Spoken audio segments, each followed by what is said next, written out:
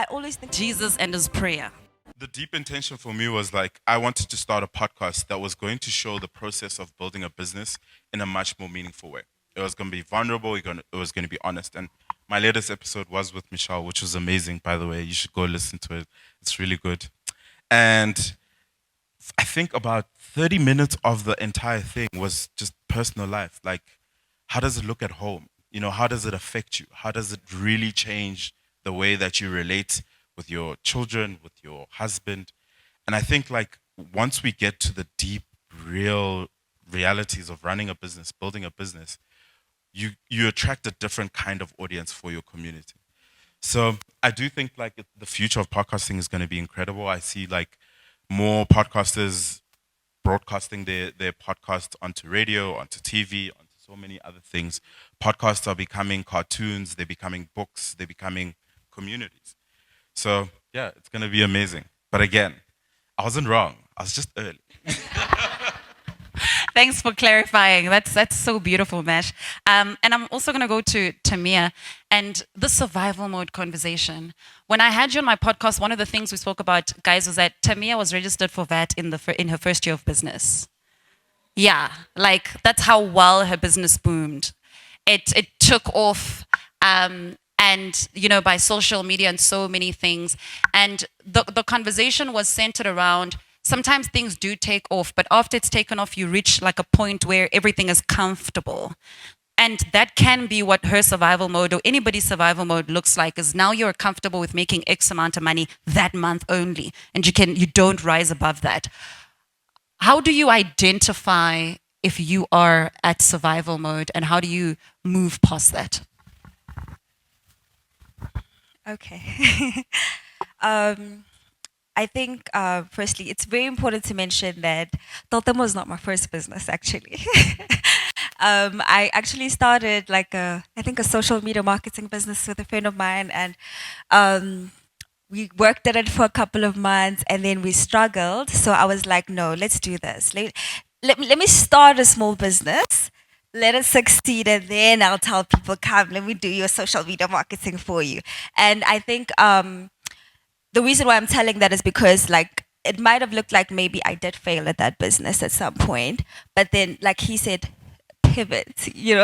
And I think speaking with Ultima, even though it might look like we've just been succeeding, but when you look at the day to day, there was a time, you guys know, we started with head wraps, right? We would with head wraps we skyrocketed, and then at some point I could see, the thing about me is that like I like to do too much. I do too much. If you see me, like I post consistently, like I'm forever looking at like, okay, like what's next? What's moving, right? I think that there does come a time sometimes as business. I always think about Nokia all the time. Whenever I find myself resting, I think about Nokia. I'm like, Nokia slept. They were at the top and they relaxed, and then now nobody knows who they are anymore. So like that, I feel like that's when, for me, I think that's when I recognize, when I start to feel like I'm not looking at what's happening. I'm not looking at what other people are doing. I'm not looking at, and I don't mean don't do your own thing, but like constantly check what's working for other people. And I think with my business, when we got to a point where I could see it's okay, the head wraps, like we've sort of reached a plateau, right? And it would have been, I could have just stuck to head wraps the whole time, but because I think about Nokia. I just thought to myself, I could see like, no, like there has to be bigger, there has to be more. And again, start small, right?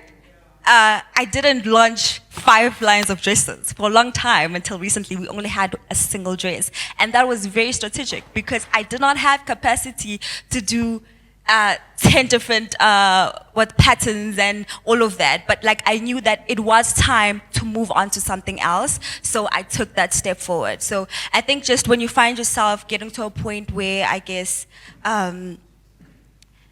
things are just too like constant, I guess, and you're not looking at like growing. I think I'm always thinking about, okay, how can we grow? How can we move forward? What else can we do, even if it's just at a small scale or just a little bit?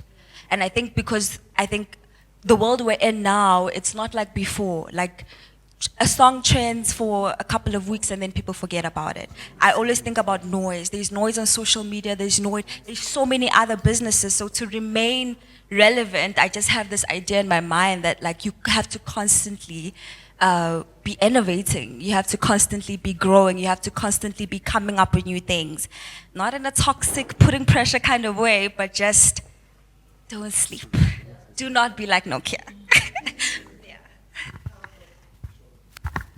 I think for me to answer that, right, what can I say, right?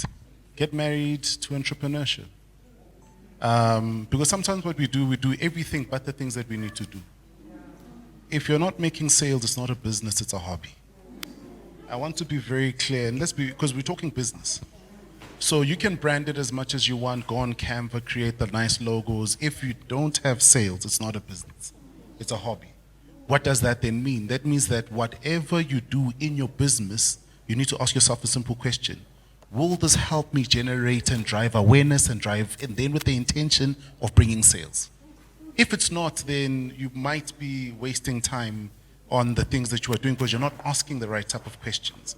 And then this deep question then goes to, so if I'm printing business cards, what am I trying to aim for? Then I've done the deep work of saying I've attended this amazing gathering. There were 100 people, so I went last weekend. When I went, I handed out the cards, no one looked at them. So what does that mean? That means that whatsoever piece of marketing I then develop needs to get people talking, because when people talking, I occupy neurological spaces in people's brains. So when we then talk about being in survival mode, one of the best ways to see if you're in survival mode or not is through your sales, or rather the lack thereof, is paying a consistent eye on your financials. Because when you unpack your financial journey, you'd understand that it doesn't matter what advice you get from anyone. You know, your management accounts, which is what you would get monthly from an accountant, or your financials, which is what you'd get at the end of the year, or your banking transactions, which is what you are privy to each and every day, will tell you everything you know around, are you selling enough? How are you branding the right way? Is the website expensive? Are the podcast clients, the one that you interviewed last week, the right one for your audience? In and around the fact that you understand the numbers. And I think the big thing for me is understand the numbers. You know, get married to the numbers. Because the biggest challenge sometimes, and some of the things that keep us in survival mode, is we delegate and we derelict. Forgetting that your business is your fiduciary responsibility. Meaning that when I see you now, at any given moment of your workday and I run into you, doesn't matter where I run into you, and I ask you, what is your sales pipeline? You need to be able to tell me. What are your lead generation? You need to be able to tell me. What have you quoted? You need to be able to tell me. Because if you don't understand that, then we are hoping, and hope is not a strategy. So when we then talk about then being in survival mode, when we talk about being in survival mode and how to get out of that, is understanding the three critical things. You know, it's the technical mode, it's the managerial mode, it's the entrepreneurial mode. So it's an understanding that sometimes I went into the business that I went to because I got amazing compliments from people and they told me, girl, you make the best hair. I'm always here and there's always a line and everyone wants you and you're the best technician here. Why don't you start your own thing? Or sometimes you tell yourself that. But sometimes we have corner conversations on the side and, you know, show me I'm making these guys a lot of money. You know, I'm the one who's doing things. So what then translated into business, in most cases, that inspiration that drives you into starting that business will only ever account for 1% of what you do in that business. Because the moment you step in, you're the accountant, you're the auditor. You know, SARS doesn't deal with the accountant, they deal with you. You're the cleaner, you're the delivery person, you need to know delivery notes, you need to understand regulation and legislations. Then payments are delayed, but they're like, you didn't file the right documents, now you need to know. So you're always consistently manable, which then means that one of the best ways to get out of that, you know, we've always said, and you hear this a lot, especially when entrepreneurs are frustrated. Yes, man, I'm so frustrated, I need help. But that's the worst thing that you could ever get, to get help, if you have not developed or cleared out what your systems and processes are. So the simple exercise I always say to entrepreneurs, don't even complicate it. So the moment you leave here from tomorrow, write down every single thing that you do business-wise, from the moment you wake up till the moment you sleep. At the end of 7 days or the end of 14 days, measure out and put things into 3 categories. What are the technical things that anyone could have done and they don't need me? What are the things that were managerial, meaning that I was supervising a supplier, someone we sent artwork to and they needed to print stuff for my client, or you are supervising staff members. And then the third one, which is the entrepreneur mode, then unpack, what are the things that need you? No one else could have done them but you. So this amazing lady spoke about the head wraps. So her IP is the big well. So no one can create them with the way that she does, but the moment she's created it, then there's a technical individual that she hires to then create them, replicate them. And then there's a management individual who then procures goods from individuals. Because the moment you've been able to then understand these things, then now you understand when I bring on Mash or Bulelani to come help me technically, I don't just bring them on under the guise of, I need you to help me because I'm so overwhelmed. No, it's measurable. I need you to help me with 1, 2, 3, 4, 5, and this is how you achieve 1, 2, 3, 4, 5. And that's one of the ways. And I think for me, that's one of the ways in how you get out of survival mode. And also just my last liner, growth is a beautiful thing, but growth is also a bad thing. Because you grow too fast, you die. You grow too slow, you die. So I love what she's saying around the Nokia methodology. So you need to consistently be asking yourself, how do I disrupt myself? But then you then need to then consistently do that litmus test of asking yourself, do I have the system in place that if I talk about we can deliver and we are the best, if we had to deliver on the scale of the best, would we have the tools? Then if I don't, then it means that I then need to then look at my industry and start to find collaborative ways of understanding who does this well, who does this on the same values, who does this on the same premise, and could we then butter a deal that if I ever hit that threshold, we would then offset some of the delivery to you so that you then deliver on those things. Then you are building capacity without having to build the infrastructural stresses of raising capital with DFIs and funding institutions. But I think for me, that's just my mindset. Sure, that was so powerful. Yo, that definitely deserves a round of applause. And I think Bulelani, while we're still with you, one of the biggest things, and I think Tamia also mentioned it, it's around scaling a business, right? There's survival mode, and it's like, okay, cool, I'm just surviving. And then there's a point where sometimes you get to a point where you're just like, I think I need to scale. Like we need to get up a little bit, but maybe you're not sure. But and thinking about Tamia's example, I'm like, somebody else could have thought, these head wraps are selling. Maybe let me put feathers on them now. You know, maybe let me now put silk dripping on the side. Let me style them as opposed to pivot with something else as a scalability strategy. So how do we define the fine line between needing to scale, or maybe how do we intersect scaling and pivoting at the same time for a business, especially, which is something that I'm actually curious to hear about in the next panel with the AI and the tech coming up as well. How do we intersect the two so that we don't grow too fast, but also don't grow too slow to our detriment?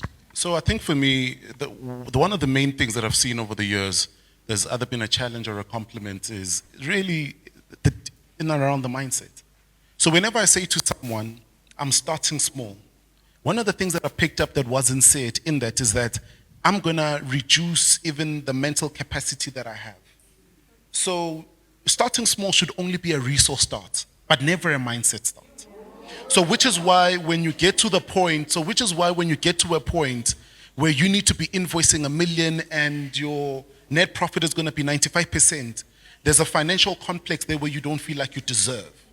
But that's solely predicated around the fact that you told yourself that you were small. No, the business is small. The founder is not small. The founder is starting with small resources, but I can scale any moment and I'm building capacity to be able to scale that particular business. So the moment you're able to then set your mindset in that manner, and it's that level of disruption, then it becomes easier for you to consistently ask yourself, how then do I then need to then move this business to the next level? Some of the worst things that we do to ourselves in business is that we think that everything that ehamba or everything that has gained traction or appeal, we need to jump onto it. So when you are looking at rapid scale, never ever jump onto anything more than 3 options within whatever your next level of scale is. Because what you end up then doing is that you end up confusing the market, and you yourself end up being very confused yourself. Because the one thing that you always want in your business is you want to be able to scale, and scaling means a number of things, right? And it's very expensive, and I'll tell you why. Because scaling is not you coming up with a new product line. Scaling sometimes might mean that you need to add an extra line item on your accounting bill. Scaling might also then mean that you need to hire a specialist if you add too many options. So if your range is never more than 50% sideways, you've got your center product, you've got two others that you then develop on the left and the right to balance out your offering to the market, then your consumer is never confused about what it is exactly that you're going to the market for. But you see, the question that you asked now sort of kind of speaks to what Mash was also answering a little bit earlier on, right? And I think for me, it's that you start off with the mindset, and a hustling mindset says, I do whatever. But you know, the biggest challenge on the back of that is, I've got clients that are making 50 million rand a year, but they're hustling. Because hustling has never been about revenue, monetary revenue. That's the first thing. You know, hustling is a mindset. It's a mindset that says, I have not built systems, I will not build systems. Because wealth in and itself, making money or being rich is not a subject of intelligence. It's a subject of, I could bribe someone, I've got connections somewhere, I could sleep with someone, I could steal the money, or I actually have an amazing product that is competitive within the market. So I think for me, part of being able to scale is to understand the four revenues. And the four revenues for me, money must always be the last thing. The four revenues for me is, what is your IP? You know, what is that IP that you've developed that no one can take away as an amazing resource? What are the skills that you have? What are the skills that you've harnessed over the years? The skills can be replicated, but the skills give you a cutting edge when you merge them with your IP. The third one, what is your social equity? So we are here today, but we are definitely not here to be taking pictures. So we are not taking 4 hours out of a day, we're taking 4 hours of our lives, and we'll account for them by how we're able to build social equity within the space, because we understand a couple of intrinsic things. The most important person in this room is not the person who's on stage. The most important person is the person who's sitting next to you. Because sometimes we then lose those factors, and we then jump to the people in front looking at scale, but jumping to the people in front is almost like jumping in front of a moving train. They won't give you the time of day. Because the best way to ask for help in scaling your business is always ask, how can I help you? The moment you unpack that, you then are able to grow, because you're growing in a dual manner. I'm growing capacity, I'm growing offering. I'm growing capacity, I'm growing offering, and I'm making the loudest noise that I potentially can in the market. Yo, Bulelani is preaching. Bars on bars. Please, let's give him a round of applause. I think that's so powerful. So powerful. Tamia, I'm going to come to you, because I think the Nokia example you made was, you know, just so powerful. And I think we all in hindsight have that fear, like we don't want to be the Nokia, we want to be the Apple. And when you think about, you know, I think sometimes when we interact with people and we say, like, just be on the lookout of things, just like have, and just like be on Instagram, be on Twitter. What are the actual strategies of being on the lookout of those things so that people are actually staying ahead of their industries? Okay, so I think obviously before you get to the point of looking out, it's very important to first look within, right? Firstly, understand, I think before you start a business, let me just explain this. People think marketing is just advertising, like telling people about your product, but marketing actually starts in the creation of the product. That means creating something that people will actually want to buy. So as you're planning your business or whatever service you're offering, right, you have to start marketing it then. Think about what would make people want this, right? And once you understand what makes your business, what makes want your business, right? And then you then can look at what other people who are offering that thing that makes people want you, then you can look at what they're doing. And I'll just make an example with myself, right? I think what I offer is mainly just a feeling, right? I believe my target markets are like a woman of substance, you know? Like, I understand that, like, what I sell to them is not necessarily the clothes, but the feeling, right? And so I'm not looking at other people that sell clothes, but I'm looking at other people that sell the feeling that I sell, right? So now it sort of makes it clear. I'm looking at what I think my client is looking at, right? So I think the very, very, very important thing to do is to have a what do they call it? Like basically like a model client, for example. I forgot what it's called. Yes, exactly that. I even give her a name, right? Like I think I call mine Ruby. She's bougie. I know what she looks at, so I'm always looking at what she's looking out for. I know that at this certain time of the year she's going to specific events. I know that she is interested in specific type of things, right? So I'm always looking at what is she looking at right now, what is she liking better now, what is, once you have like a specific person in mind, right, you can constantly sort of like be looking out, like you're sort of like you're monitoring her, like where is she moving towards, like is she now more of like a African vibe? Okay, I don't know, I'm just making an example, right, with myself. Like I see that, like, okay, with the kind of woman that we have, there's different seasons and different times, right? There's the wedding seasons that come in, and in a different year, different things are happening during around that thing. So, you know, because I have this person in mind and I'm looking at what this person is probably liking and looking at, that's scouting. That's how I scout. I scout specifically for a specific person, and I'm not just looking at her, I'm looking at what she's looking at. I'm looking at what probably she's influenced by and all of that.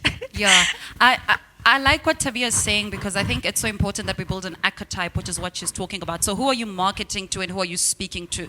Does that person have a name, and do they have a certain lifestyle? What do they like? You need to build them out, because, and I like what Bulelani also mentioned, is like, you know, be married to your numbers, but I also think you must date your customer. You know, to that, it's like know them well enough so that you know how to coerce them into buying. You know what their needs are, and you know how you know what kind of language and lingo to use when you're communicating with them so that they can actually buy.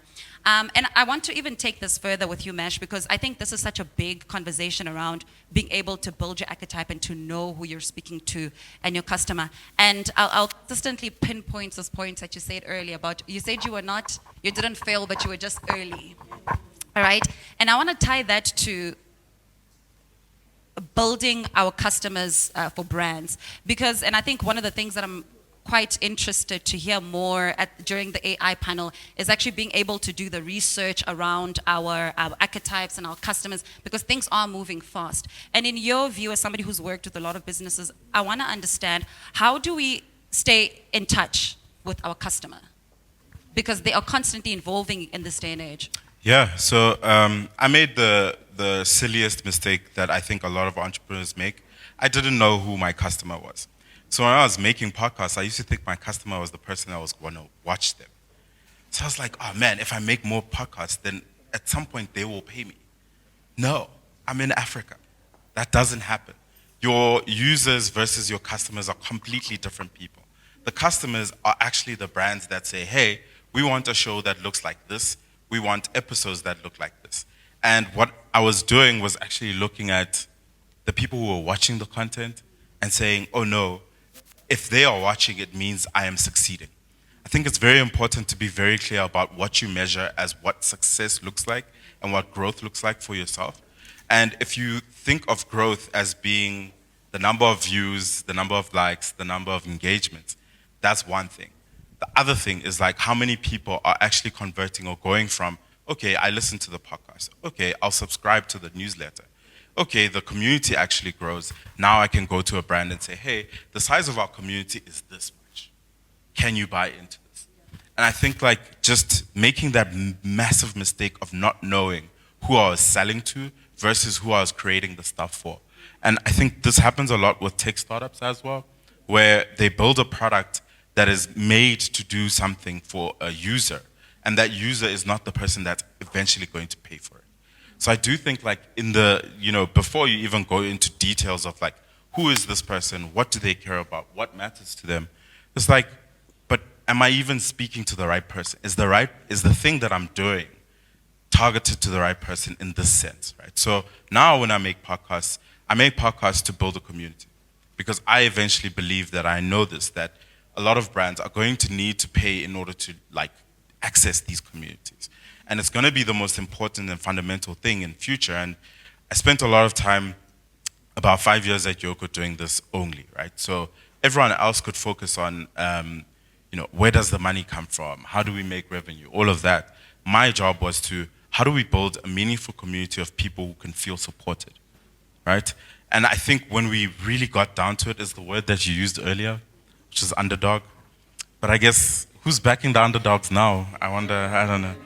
Eh, sorry. So, It's a jab. in terms of like that customer thing now, I've become more clear. These are my users, the people that listen, the people that watch, that's my audience. Then the communities, people that trickle down into the website, go deep into the other stuff as well, right? So I know Bulelani was talking about scaling, and I was thinking just like how people overlook how impactful the organizations in this country are that want to help you, right? There are thousands of people that are employed to help you grow your business, right? And the most difficult thing can be like accessing these people. So I built this podcast, my other podcast. It's called Connect South, right? So Connect South is literally, I think it's about 25 episodes with all the organizations that are working in South Africa's ecosystem to build or empower people to build their business, whether that's funding or navigating, scaling, and stuff like that. Those podcasts detail how can you get money from Microsoft? How can you get money from Telkom? How can you get money from these organizations that can then help you with that growth? So now my clients are actually that list of people. So I found a new way to access the same people that I want to sell these communities to, these podcasts to, this content to, these initiatives to, these platforms that I'm building to. So I created this podcast literally just to be able to access these people. Oh, hey, I'd really like to tell my 55,000 followers about how amazing your organization is at doing these great things for entrepreneurs. And they say, oh, Mesh, you want to give us exposure? Yes, why not? I get in the room, I say, okay, so how do you give me money? And they go, oh, these are the things we're doing for entrepreneurs. Here's what the partnerships look like. Here's how people can access those resources. At the end of that conversation, how are you guys accessing these people? Oh, we're actually not sure, like we have a problem with pipeline. How do we actually get the right entrepreneurs into the right programs? I actually have a database of these people who are doing these specific things. What does it look like to partner with you in order to do that? So there's the element of time that I spoke about right at the beginning, where you don't know what you don't know at the beginning. And it's like this long journey of like, oh, wait, who is my customer? It's not the person watching this on TikTok and will just like forget about this clip after they've swiped 20 times. No, it's the organization that's saying we need to access customers. We need to access businesses that can really, yeah. And the last part of your question was, how do you really stay in touch with like who those people are? I think you should live, you said dating with them? No, I think you should live with them. I live in entrepreneurship events. I live in entrepreneurship communities, virtual or otherwise. Because unfortunately or fortunately, I don't know which one it is yet, I love entrepreneurship. I love small businesses. I love startups. And I care about this stuff so much that I am going to live this for the rest of my life. And I guess you move differently when it's purpose versus. The purpose conversation is so big because I think that's the big founding thing with, maybe let's say the big founding statement with Resonate is our tagline is anointed for business. And Bulelani also touched on it earlier around being able, when you're spiritual, you do things a bit more differently as opposed to just haphazardly, moving anyhow. One of the biggest things that Mash also just mentioned is something that I drill a lot with my content, which is the whole conversation around your product is not always your offering. You know, your product is something else and your offering is basically what your product is giving people. And I think sometimes we take our product and then we put it in the market and we just like stamp it there for people to be able to buy from us. If you look at the example that Tamia gave around her product were head wraps, but she can't market and speak about them as just head wraps. There needs to be a feeling, archetype that just, you need to paint the picture so that people can see how do they fit what you're selling into their lives and therefore into their wallets and into their bank accounts, and then you get the transaction and then you marry the money, which is very, very important. My last question to my panelists is, I want to find out from you guys, what is the most underrated skill that if any entrepreneur can master, it will guarantee them success?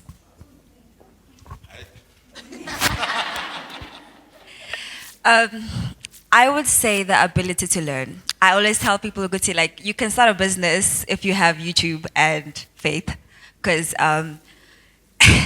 with me, I would say I love. Someone mentioned it just now that you don't know what you know until you know it, and I remember when I decided I was going to start my business, everything was so overwhelming and I knew nothing.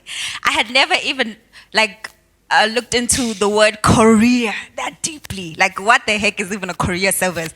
I had never even used it until I wanted to start a business. And I think even like a website, I think what I believe set me apart when I began is that although there were some people who were selling pretty nice things on TikTok, but like it was a dingy kind of process. But I had a website. Like I had a website, and when you went onto my WhatsApp, it had a what's that thing? You know, and I think a lot of people, they just sell and they overlook like those things. And I think because I had that mindset to say I'm going to figure it out, even now, even today, there's so many things. As you were speaking like about the systems and scaling, like I'm at that point, but like because I have that mindset that I'm going to learn, I'm going to figure it out, like that's what you need to do. You need to have grit, and you need to have the ability to learn, which is the willingness to sit down, be confused, and like watch the tutorials, read the books, ask people, and literally have your brain hurt and learn how to do it. I think when you have that, like absolutely nothing, whenever a challenge comes up, you will sit down, you'll do the research, you'll ask questions, eventually you'll figure it out. Yeah. I love that. Thank you so much. I don't want to go after Bulelani. I want him to close us off nicely. It's very similar to what I said earlier, and this is true to my own journey. Don't die. Persistence in the same journey over a long period of time will eventually lead to success. And this is not like preachy, it's not motivation. This is, you can look through any entrepreneur's journey. There's years and years and years of failure, you know, pushing back, difficulties, pivoting, figuring it out, and finding new ways to pursue that same vision.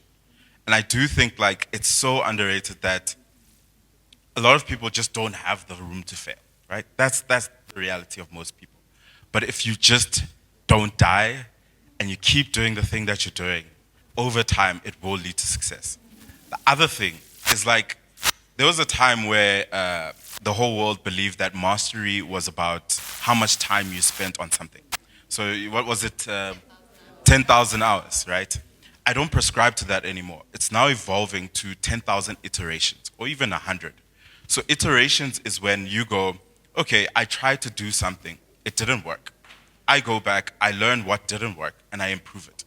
And then I do that again, and I do that again, and I do that again, until if there's a taste of blood in my mouth, and it takes that much, at some point you'll get to the point at which that mastery is possible, and you can pursue it to that level. And for me, it's like, yes, the podcast business failed. That's okay, but my podcast survived. The community that was built was survived. Now I can go, oh, I can make 3 different shows with different businesses. And now I can build that podcast network in a completely different way. And it's just like, if you persist and persist and persist, and if you have people in your life that you need to say to them, hey, look, this might look like failure for 2 years, 3 years, 4. What does it look like for you to be able to still be with me? And this is like from a partner perspective, which I'm hearing so much more about. I'm going through such a like interesting journey now, where people are just talking about how important that like the person that's right next to you on this journey that you're trying to take needs to understand the context of like the reality of what's going to happen.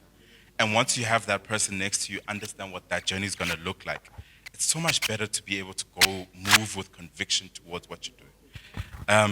But yeah, the advice is don't die, persist. And if you have to fail, keep iterating until you find the thing that actually works. Sure. I think as just before Bulelani, who's going to close us off, like no pressure, I'm actually very tempted to say maybe the other thing to also do, and I think we talk about this a lot on the Resonate podcast, is pray, guys. Pray. There is nothing as powerful as just being able to submit your life and your business to God and Him giving you the strategy, the tools, and everything, your things just align supernaturally. And I know when we say this, sometimes people are just like, you guys are unleashing us the strategy. No, we're not. That is the strategy. The strategy is Jesus. The strategy is God. And the moment you tap into that, I promise you, like, things will align. At another time, even on a YouTube video, we'll even tell you guys how this event like came together. We all have vision and we all have these brilliant ideas, but the Lord has to supernaturally align you with opportunities, partners, people. And to Mesh's point, when I had the conversation with him on his podcast, he was talking about how he's learning a lot about like partnerships in terms of like marriage and long-term partnerships, and how that forms into the things that you do every single day. I don't think I'd be doing half of the things that I do today if my husband wasn't my partner, right? Shout out, where is he? Where's my husband? Hi, babes. And I think those are important things that if you just, move blindly with, they can be to your detriment. We've watched amazing superstars, great people come in the limelight, but fall because of the kind of partner that they had. Or be amazing business people, but fall because of the kind of friends that they had. And I think those are things that only God can give you. That only God can give you the insight and the strategy, and sometimes just the feeling. Like, I've been invited to a great meeting, and then when you walk in, then the Spirit says, Even if it looks great on paper, even if it looks amazing, we are sharing all of these tools and these tips, but the highlight and the umbrella is Jesus and His prayer. Amen. I'll hand over to Bulelani. Sure. My parting words, but also on the skills, right? I think for me, just learn fast, fail fast. Learn fast, fail fast. Go into it asking yourself, how do I fail as quick as I can in this business and in this product and in this venture? Because talks to what Mesh was talking about, is those iterations. The quicker you fail is the quicker you get to what you should actually be focusing on, you should be doing. So we should not be avoiding failure at all. And then I think for me, the second thing really on that is people really buy at a small micro level. People buy from people that they like. So you don't build that product, you don't build that business by replication or by emulating. Be uniquely you and sell your product that way. Because I found that when we did that, we started to segment ourselves in the market. We're not selling the features and the benefits of our products. We're selling on the primary base of the story, and out of that, we're able to build affinity. So understand that people buy from people that like the products that you buy today have built that affinity in you, and that's why you buy those products and you buy them consistently. So we need to then be seeking that affinity. And I think for me, just my parting shot is something I call the diversion tactic. So I wrote a little bit about it. I've got a book. I wrote a little bit about it, right? The guys are outside selling, shameless punt. But the sales section, because we kept it very basic, right? Because we work a lot with a lot of micro enterprises and township entrepreneurs and small businesses in various spaces, right? So it's something I call the diversion tactic. It's something I've lived and I've seen. And that concept is a simple one. You probably even know it. Is to say, when I look at myself in the mirror as a business owner and I look at the clients that I'm looking to engage, let me adopt a mindset that says, let me operate on a zero base of insignificance. So I am insignificant, my product is only good to me, but not the person that I'm trying to proposition. Then I ask myself a couple of questions. What's important to them? So if I'm trying to work with an FMCG, whatever the FMCG is, what is important to them and what are their goals? The second thing I need to then ask myself is, what is their ranking? Let me then list out top 5 FMCG brands or corporates or investment companies. Who are the top 5 and what is their market cap? The moment I've unpacked that, and then how you measure the size, the simplistic way for me in measuring the size is through revenue and through employee size, right? And then I then list the top 5. Then I then ask myself, who's the leader? The moment I've unpacked who the leader is, I then need to then ask myself a couple of questions. I need to take this into cognizance. Whenever you proposition a leader brand, if ever you've sat in those meetings, propositioning a leader brand, there's a level of arrogance because they've arrived. They've got the number one, they're the number one bank or the number one whatever for SMEs. So their desire to adopt is minute. The second, challenger brand number 2 and the 3 are the most likely to want to topple over challenger brand number 1. Who's challenger brand number 1 focused in because all the roads are cleared up and there's nothing ahead of them. They're looking at what number 2 and number 3 are doing. So that means that number 2 and number 3 will always be the most manable to giving you the opportunity to deliver stuff for them at cost or even for free. The moment I've done that is that I've applied the diversion tactic in my business. Because I can go to challenger brand number 1 and say that I've done work for challenger brand number 2 and number 3. Who are your point of interest? That then takes you out of the equation because they are not at a heightened level and scale. They're not buying the product, especially when it's consulting or IP or services. They're not buying the product because you craft the most amazing thing. There'll always be someone who will outwork you, who will outsell you, who will outprice you. They're buying it because perceptively, they feel like there's something for them to gain way more than everybody else if they bring you along for the journey.